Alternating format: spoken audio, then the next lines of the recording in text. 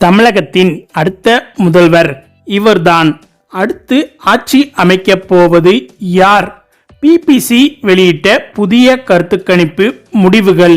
மிரண்டு போன அரசியல் கட்சிகள்.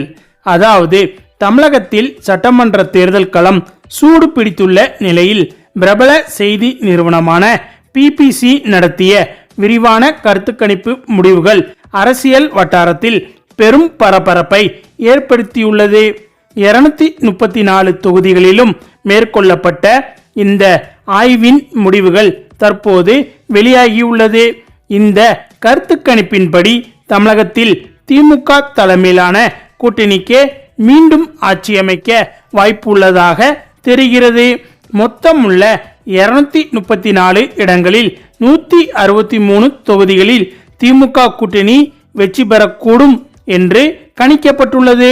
இதில் திமுக தனித்து 139 இடங்களை கைப்பற்றும் என்றும், காங்கிரஸ் 10 இடங்களிலும், தேமுதிக 4 இடங்களிலும், சிபிஎம் 4, விசிக 3, சிபிஐ 2 மற்றும் மதிமுக 1 இடத்தை பிடிக்கும் என்றும் கூறப்பட்டுள்ளது.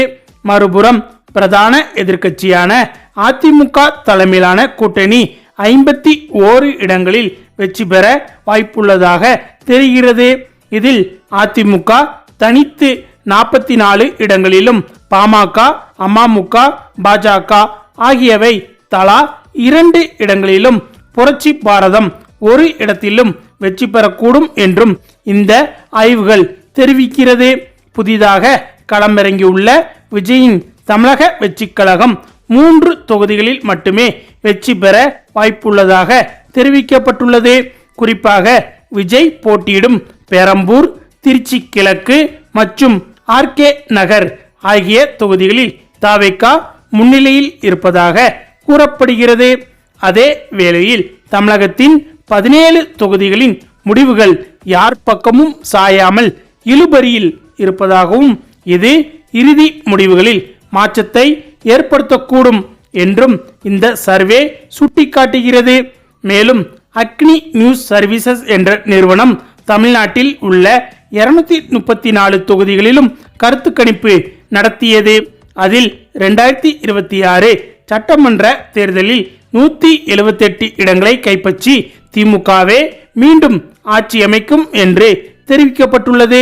அக்னி நியூஸ் சர்வீசஸ் நிறுவனம் வெளியிட்டுள்ள புதிய கருத்து கணிப்பில் கூறியதாவது: 2026 தமிழ்நாடு சட்டப்பேரவை தேர்தலில் முதலமைச்சர் மு.க. ஸ்டாலின் தலைமையிலான திமுக கூட்டணி 178 இடங்களை கைப்பற்றி மீண்டும் ஆட்சியை தக்க வைக்கும் என்றும், எடப்பாடி பழனிசாமி தலைமையிலான அதிமுக கூட்டணி 56 இடங்களை பிடிக்கும் என்றும், மண்டல வாரியான தரவுகளை பார்க்கும்போது சென்னை மண்டலத்தில் உள்ள 37 தொகுதிகளில் 36 இடங்களை கைப்பற்றி திமுக கூட்டணி அசுர பலத்துடன் உள்ளது என்றும், இங்கு அதிமுக 1 இடத்தில் மட்டுமே முன்னிலை வகிக்கிறது என்றும், மத்திய மண்டலத்தில் 37இல் 35 இடங்களையும், தென் மண்டலத்தில் 58இல் 42 இடங்களையும் திமுக கைப்பற்றும் என்றும் தெரிவிக்கப்பட்டுள்ளது. வாக்கு சதவீதத்தை பொறுத்தவரையில் மாநில அளவில் திமுக கூட்டணி அதிகபட்சமாக 45.4% வாக்குகளுடன் முதல் இடத்திலும், அதிமுக கூட்டணி 35.3% வாக்குகளுடன் இரண்டாம் இடத்திலும் உள்ளது. நடிகர் விஜய் தலைமையிலான தாவேக 11.5% வாக்குகளை பெறும் என்றும், சீமானின் நாம் தமிழர் கட்சி ஒட்டுமொத்தமாக 5.6% வாக்குகளை பெறும் என கணிக்கப்பட்டுள்ளது. மாவட்ட வாரியான தரவுகளின்படி சென்னையில் 16 தொகுதிகளையும், திருவள்ளூரில் 10 தொகுதிகளையும், திருச்சியில் 9 தொகுதிகளையும், தஞ்சாவூரில் 8 தொகுதிகளையும், காஞ்சிபுரத்தில் 4 தொகுதிகளையும் திமுக கூட்டணி கைப்பற்றும் என்றும் சொல்லப்பட்டுள்ளது. அதே போல நீலகிரி, கரூர், பெரம்பலூர், திருவாரூர், ராமநாதபுரம், அரியலூர் மற்றும் மயிலாடுதுறை ஆகிய மாவட்டங்களிலும் திமுக கூட்டணி 100% இடங்களை கைப்பற்றும் என ஆய்வு கூறியிருக்கிறது. அதாவது மயிலாடுதுறை மாவட்டத்தில் உள்ள 3 தொகுதிகள், கரூர் மாவட்டத்தில் உள்ள 4 தொகுதிகள், திருவாரூர் மாவட்டத்தில் உள்ள 4 தொகுதிகள், நீலகிரியில் உள்ள 3 தொகுதிகள், தஞ்சாவூரில் 8 தொகுதிகள், ராமநாதபுரத்தில் 4 தொகுதிகள், அரியலூரில் 2 தொகுதிகள் என மாவட்டத்தில் உள்ள அனைத்து தொகுதிகளிலும் திமுக கூட்டணி வெற்றி பெறும் என்றும் இந்த கருத்து கணிப்பில் தெரிய வந்திருக்கிறது. அதே போல அடுத்ததாக லயோலா மீண்டும் நடத்திய புதிய கருத்து கணிப்பில் ஒன்றில் திடீரென திமுகவுக்கு இணையாக போட்டி போடும் வகையில் அதிமுகவின் வாக்கு சதவீதம் அதிகரித்து இருக்கிறது. அதாவது திமுகவை விட அதிமுக ஒரே 1% வாக்குகள் தான் குறைந்திருக்கிறது. திமுகவை பொறுத்தவரையில் 32% வாக்குகளையும், அதிமுகவை பொறுத்தவரையில் 31% வாக்குகளையும், விஜயின் கட்சியை பொறுத்தவரையில் 23% வாக்குகளையும், சீமான் கட்சியை பொறுத்தவரையிலும் 4% வாக்குகளையும் இந்த தேர்தலில் வாங்குவதற்கான வாய்ப்புகள் அதிகமாக இருப்பதாக இந்த புதிய கருத்து கணிப்பின் மூலம் தெரிய வந்துள்ளது. கடந்த முறை லயோலா நடத்திய கருத்து கணிப்பு முடிவுகளின்படி, அதாவது சில நாட்களுக்கு முன்பு நடத்திய கருத்து கணிப்பின் முடிவுகளின்படி திமுகவுக்கும் அதிமுகவுக்கும் இடையே 3 முதல் 6% வாக்குகள் வித்தியாசம் இருந்தது. ஆனால் இந்த முறை வெறும் 1% வாக்கு வித்தியாசம்தான் இருக்கிறது. அதற்கு காரணம் திடீரென மக்களின் மனநிலை மாறி இருக்கிறது என்று இந்த கருத்து கணிப்பு முடிவுகளில் தெரிய வந்துள்ளது. அதே சமயத்தில் இந்த கருத்து கணிப்பு என்பது அதிமுகவுக்கு ஆதரவாக இருப்பதாக தெரிந்தாலும் இப்போது கூட திமுக தான் 1% வாக்கு முன்னிலையில் இருக்கிறது என்பதும் குறிப்பிடத்தக்கது. மேலும் முதல்வர் ஸ்டாலினில் தொடங்கி உதயநிதி ஸ்டாலின், கனிமொழி என அனைத்து திமுக தலைவர்களும் தீவிர பிரச்சாரங்களில் ஈடுபட்டு வருகின்றனர்.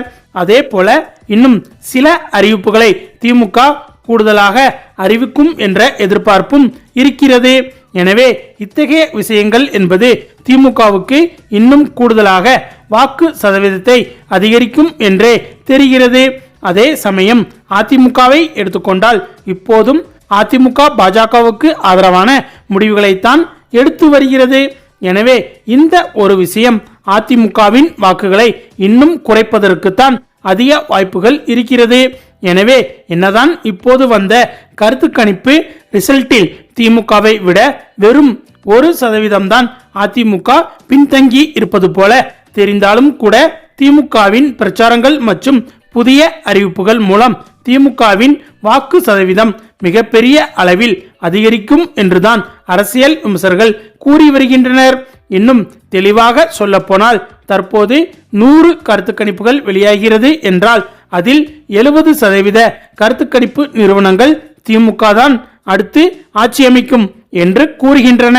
மற்றபடி 25% கருத்து கணிப்பு முடிவுகள் தான் அதிமுகவுக்கு ஆதரவாகவும், வெறும் 5% கருத்து கணிப்பு முடிவுகள் விஜய்க்கு ஆதரவாகவும் முடிவுகள் வெளிவந்திருக்கிறது.